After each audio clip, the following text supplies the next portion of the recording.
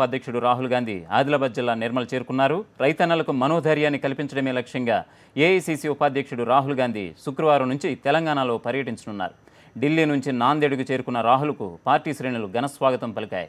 అనంతరం అక్కడి నుంచి రోడ్డు మార్గాన నిర్మల్ చేరుకున్నారు. అయితే నిర్మల్లో రాహుల్ సందర్భంగా స్వల్ప ఉద్రిక్త పరిస్థితులు చోటు చేసుకున్నాయి. భారీ స్థాయిలో కాంగ్రెస్ శ్రేణులు చేరుకోవడంతో తోపులాట చోటు చేసుకుంది.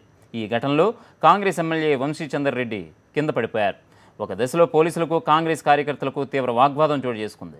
కాంగ్రెస్ శ్రేణుల ఉద్రిక్త పరిస్థితుల నడుమ గురువారం రాత్రికి బస్ చేసేందుకు మయూరి హోటల్కు వెళ్లారు రాహుల్. అయితే హోటల్ లోపలకు కాంగ్రెస్ శ్రేణులను పోలీసులు అంగీకరించకపోవడంతో మరోసారి రగడ రేగింది. హోటల్ గేట్లను పోలీసులు మూసివేయడంతో పార్టీ తెలంగాణ రాష్ట్ర పరిశీలకులు దిగ్విజయ్, కుంతియాలు కొద్దిసేపు అక్కడే ఉండిపోవాల్సి వచ్చింది.